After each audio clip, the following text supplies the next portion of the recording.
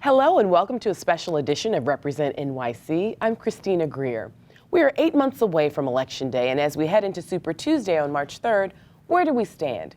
Here with me today is Vice President of Whitman Insight Strategies, Political and Communications Strategist Matt McDermott, and Political Analyst and Professor of Political Science at Columbia University, Lincoln Mitchell. Thank you both for being here. Let's jump into it. Okay, so we're taping this before the Nevada primary, which will be on February 22nd. Bernie Sanders is currently ahead in the national polls. In the Republican primary, we know that Trump only has one challenger, and that's former Massachusetts Governor Bill Weld. We'll get to him possibly a little bit later. But can we trust the polls right now after what we saw in 2016, Matt? I think we can, and I think the polls paint a really interesting picture. In that no candidate has been able to coalesce the coalition they need to win this primary outright, which is why we're seeing the fight that we've been seeing, particularly in these debates, with Bernie Sanders out there as the front runner right now, but as, frankly, a challenged front runner. He can't get above 40%. He can't get close to 50%. He needs to win this primary. And so that's why you're seeing candidates like Mike Bloomberg, candidates like Joe Biden, candidates like Elizabeth Warren really challenging him to make inroads ahead of Super Tuesday. Now, you did mention Pete Buttigieg. Now, do we think that he will sort of have a case of inflated or deflated expectations going into the next few primaries? Yeah, I think this is a race that's challenged by money. For better or worse, especially going into Super Tuesday. You have states like California, states like Texas that require, frankly, tens of millions of dollars to run an effective race. And you've seen, based on the latest finance reports, Amy Klobuchar and Pete Buttigieg both not raising the types of money they need to really compete in Super Tuesday. Elizabeth Warren had a great debate ahead of Nevada, was able to raise a huge sum of money after that, Bernie Sanders as well. And obviously you have Mike Bloomberg, who's self-financing, so can spend as much as he wants. Is there. And so it's a money race at this point as much as a voter race. And I think those candidates are in particular challenged by that money race at the moment. Right. So Lincoln, do you agree? Is it money, and can we even trust these polls? Well, we can trust the polls so far. They tell us what the voters think now. What the voters think now compared to what they're going to think on March 3rd in California, Texas, et cetera, are two totally different things. But on balance, we can trust the polls. It is about money, and we need to put this in perspective, right? So Elizabeth Warren had a good fundraising since that good debate she had. During that time, she raised roughly as much money as Michael Bloomberg will spend in the next 12 hours on television, right? So to say Michael Bloomberg has all the money dramatically exaggerates this, right? And that does really skew this, I think, in some dangerous ways. And dangerous ways beyond simply that he can outspend everyone on television. One of the ways that oligarchy corrodes democracy is that we begin to think that everything in politics is transactional. So for example, just one example, Tom Friedman wrote the standard kind of upper middle class guy, why we should support Bloomberg, why he'd be a good president piece in the Times a couple weeks ago. And at the end he put, by the way, my wife receives money from his foundation. Now good for Friedman and good for the Times for making that disclosure, but not everyone discloses everything. So now in this context, when everyone says something pro-Bloomberg, we begin to think, did money change hands there? Is that why that endorsement happened? Is that why that group's behind him? And more often than not, that is. And that is a very corrosive effect. But that also speaks to just how much money he has and just how this is changing this. Nobody can compete with him on the money. What that means is that a bad debate doesn't matter. Pundits watch debate. Voters will see the commercials. But I do think we're sort of seeing the limits to the efficacy of his money, right? I think voters have built a perception in their minds because of his TV advertising that he's this charismatic, pragmatic leader that can take on Trump firsthand. We've now seen in the debates that that is not the case. The Mike Bloomberg that voters are now accustomed to because of his TV ads is not the Mike Bloomberg they were introduced to in the debates. And so I think there's a real tension there in his ability to run a campaign purely based on ad spend. And I think his campaign has admitted that it hasn't been a good set of debates. And he really needs to figure out a way to bring his message to voters beyond the TV advertising, because it's frankly not enough to win this election. Might be enough to win delegates, might be enough to stay in this race, certainly past Super Tuesday, but it's not enough to actually win the election if that's what he intends to do. And there's another point to that, too. I very much agree with what you said. But if he were to be the nominee, which is not impossible, we should recognize that, running against Donald Trump in the general election would be the first time he's ever run against someone who will have the means to really not match him dollar for dollar, but get the negative message out there. And that's something we haven't really paid a lot of attention to. During the next, if it comes down to, say, Bloomberg and Bernie and Biden, the top three candidates, Bloomberg will be able to go negative very strongly against those two, and they won't have the resources to do it in response. But Bloomberg has a lot of vulnerabilities, a lot of places where he can be picked at, where voters can be switched around. And Trump will be able to go at him, and he's never experienced that before. So the money is kind of a double-edged sword here. It's this shiny new object for many Democrats, but it may not really help as much in the general, which is really the whole ballgame here. Well, and I think that that's really a fascinating point, just because we saw in the debate that, Bloomberg had definitely sort of addressed his stop and frisk and sort of racial claims, but clearly his Achilles heel and his as much as he's going to, right? But his Achilles heel clearly also will be the NDAs and sort of his sexual misconduct with women over the course of several years. And I think that was a blind spot for him because he clearly was not prepared. And I don't know what their response to it is. I mean, let's put these NDAs in context. Because look, non-disclosure agreements happen in the workplace all the time. I've signed them. I'm sure you've signed them.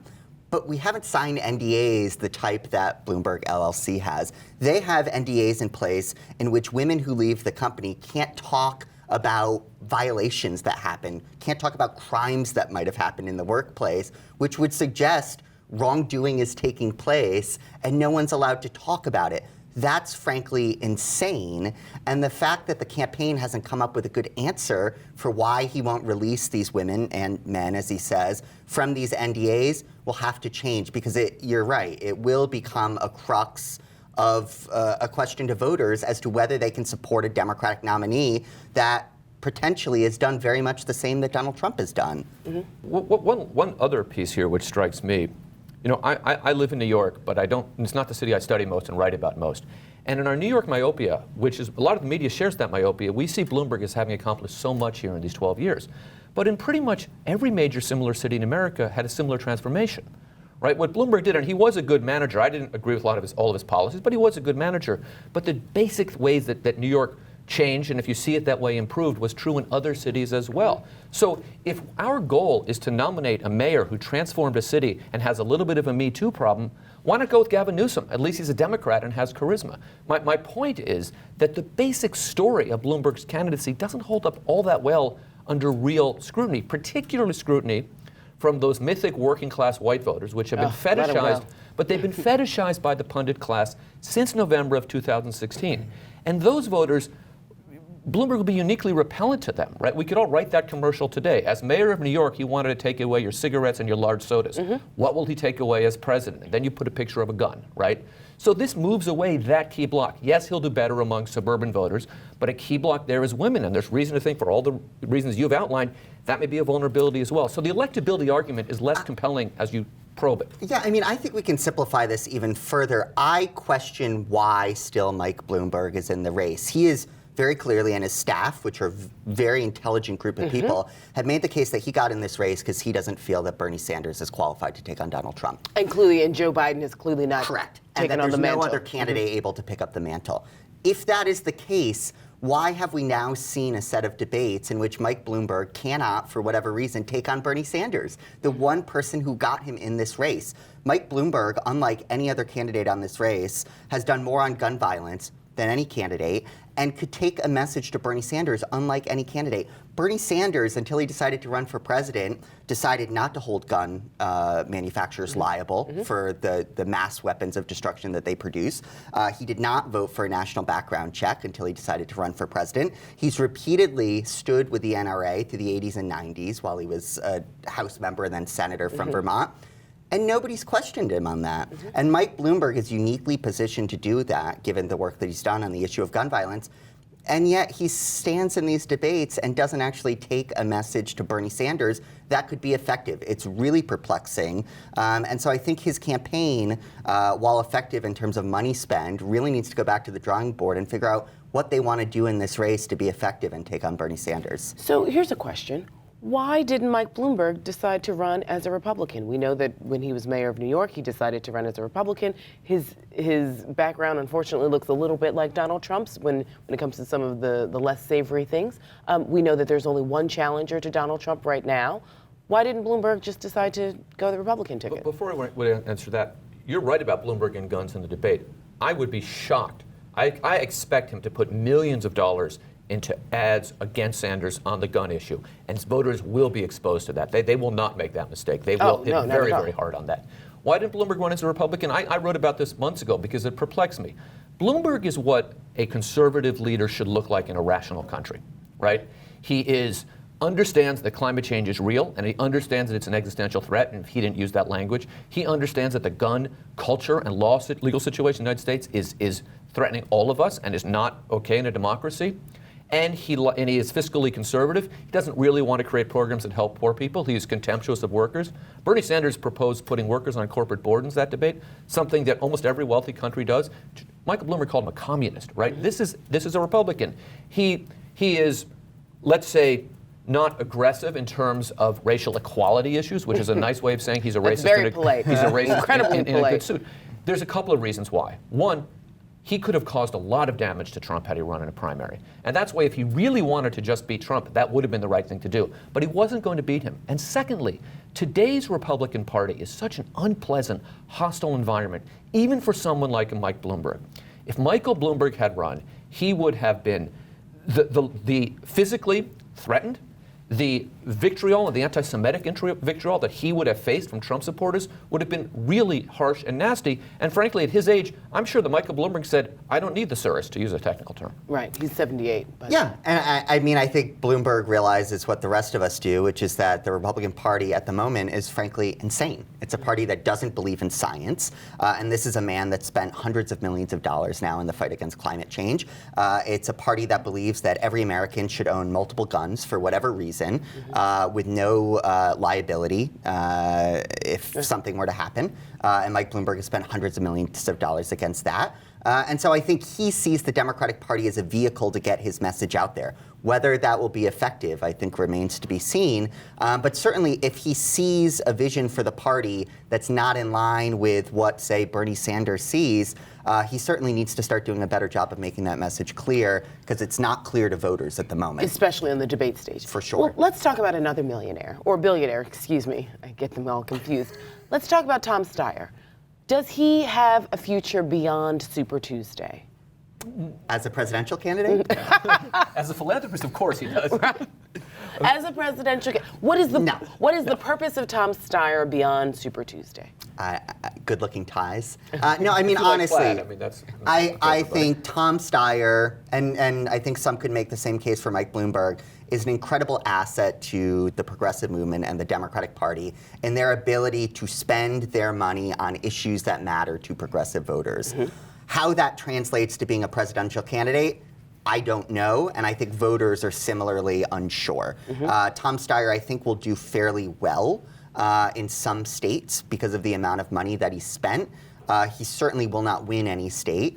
He may not even pick up any delegates. And so the question on the table, I think, for him is, what is best served with the remaining time he has in this year? It would seem to me he has a huge apparatus to build turnout and registration among young voters, and should certainly put his efforts behind that. Whether it's best served through a presidential campaign, I certainly can't see the path. Now, Michael Bloomberg is much wealthier than Tom Steyer. Michael Bloomberg has the resources to really run and win. I'm not saying he will, but he has the resources. He's not going to not be the nominee because he can't come up with another $50 million at some point. Steyer doesn't have quite that kind of money. So it's a little bit of a different situation. The challenge for someone like Steyer, who frankly never should have gotten in this race, is how do you ease him out of the race in a way that doesn't make him bitter? A bitter Mike Bloomberg could conceivably run as a third-party candidate, which could be very devastating. A bitter Tom Steyer could take his billions and go home, which would not be as devastating, but would be damaging. He has no future in this. He could, it is conceivable, we're discussing this before South Carolina, Nevada, he could be respectable in both those places, top 4 finishes, but that doesn't lead to a Super Tuesday, big Super Tuesday for him. There's no real route for him. Let's talk about some other folks on Super Tuesday, because we know Elizabeth Warren it seems as though she's gotten just like a nice little shot of energy these past few days, actually. Pete Buttigieg is still sort of hanging in there. Amy Klobuchar, had a better than average showing in New Hampshire, so she got a little bit of energy, but still, she has a lane and clearly a base of support. So let's just kind of go one by one. What do we expect Joe Biden to do on Super Tuesday, and what needs to happen for Joe Biden on Super Tuesday? So I think the same position Lincoln has, which is there seems to be a third lane and only a third lane remaining. I think there is a percent of voters that are uncertain and to some concerned about Mike Bloomberg. I think there's a set of voters who are certain and concerned about Bernie Sanders. And so there is room for a candidate to make the case that this party needs to consolidate and coalesce around one candidate. Who that will be, I think in large part is probably decided on Super Tuesday. And I think the names you mentioned are those candidates: Joe Biden, Pete Buttigieg, and Elizabeth Warren. Whoever of those three, I think Amy probably just doesn't have the money to compete as effectively. But whoever of those three is able to have the best performance on Super Tuesday is probably best set up to make the case to voters that they deserve to be in this race to take on Bernie Sanders. And Mike Bloomberg, obviously, because of the money, is going to stay in regardless of how he does. Remember, if it's a 3-person race with Sanders, Bloomberg, and somebody else, Sanders wins that 3-person race. So the challenge, I think, for Biden is, I think we would both assume that on Super Tuesday and coming out of Super Tuesday, the leader in delegates will be Bernie Sanders. That's not a controversial assertion. There is a growing consensus that the person who will be second is Bloomberg. If Biden can upset that, and the only way he can do that is if he finishes second in Nevada and a strong win in South Carolina. Now he's the comeback kid going into Super Tuesday. If he's able to pop as number 2, then there becomes real pressure on Bloomberg to get out, because the Bloomberg rationale makes no sense. Biden, while there are concerns about Biden, he's not a young man. He is given two gaffes. He does not come from the most progressive place, but he is accomplished, he's smart, and everybody can live with him. So that's his route. But at the convention, it's wide open. It cannot be Bloomberg, because he will push away too many voters.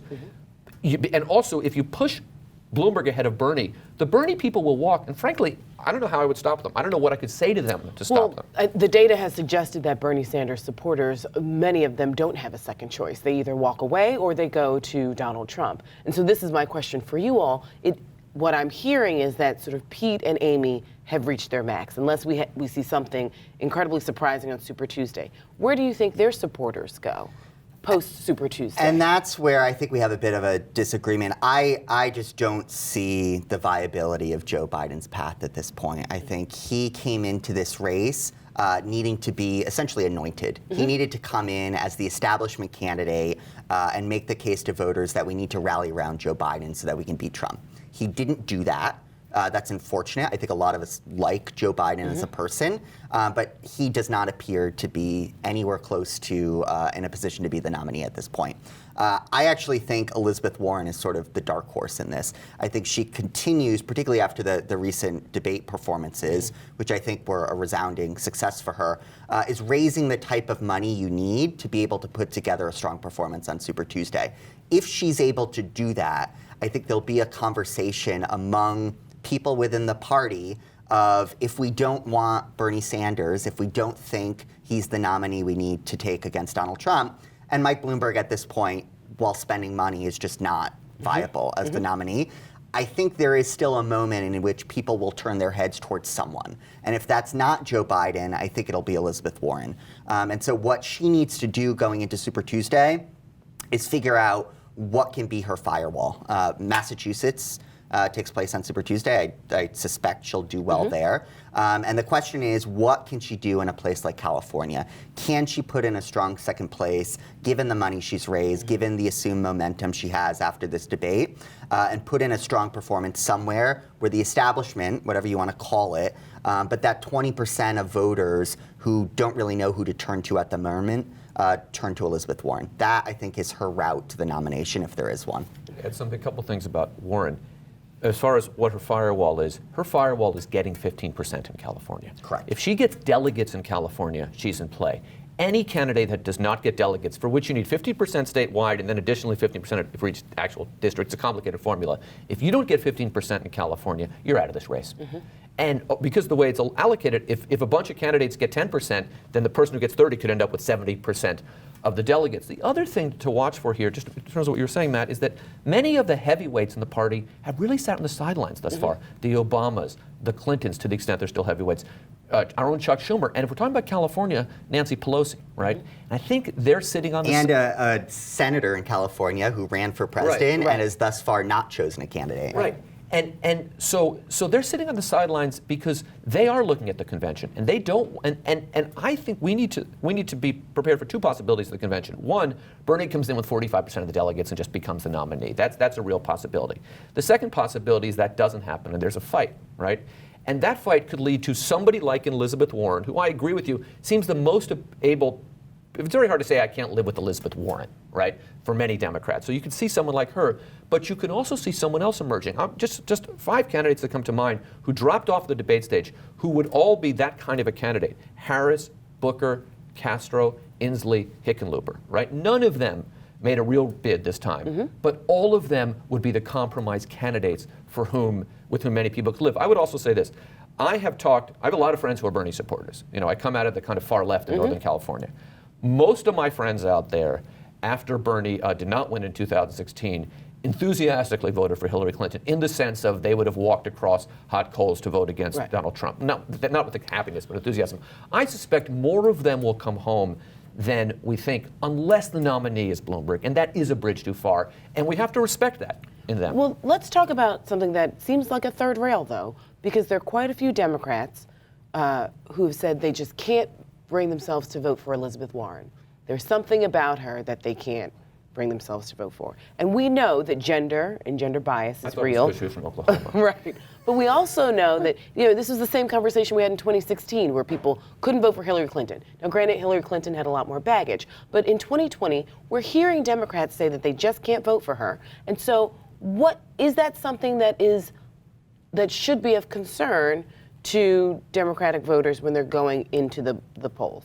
No? No. I will say unequivocally no. There is, to any voter out there that is questioning the efficacy of an Elizabeth Warren candidacy, there's no evidence whatsoever that a woman candidate against Donald Trump has any negative repercussions versus any other candidate out there. It's just not true. It is not the reason. Especially since we've seen her dismantle Michael Bloomberg so effortlessly. She filleted him like a fish. Yes, and there's no evidence that Hillary Clinton's gender cost her that election. There was an FBI investigation that was announced 7 days before people went to go vote.